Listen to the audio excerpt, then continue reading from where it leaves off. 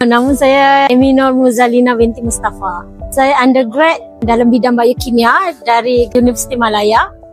Kemudian sambung Master Science in Technology, pengurusan alam sekitar. Seterusnya saya sambung PhD ni dalam bidang algae genetic toxicology.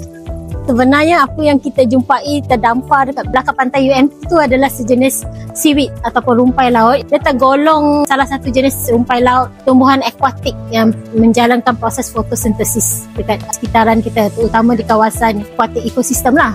Di bawah kategori tumbuhan akuatik ni kita ada seperti seaweed, seagrass, microalgae, water macrophytes dan juga mangrove.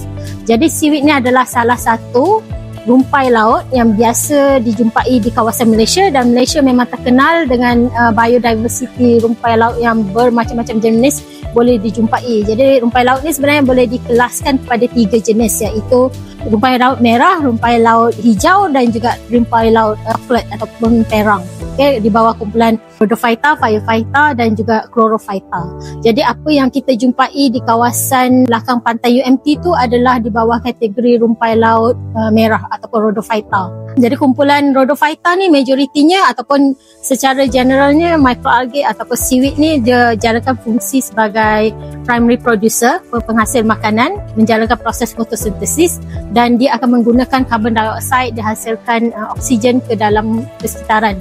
Dan jika dia tumbuh di kawasan coastal area, majoriti tempat tu, tempat habitat seaweed ni biasanya akan jadi tempat untuk pembiakan haiwan-haiwan juvenile seperti ketam, anak udang, anak ikan tu semua.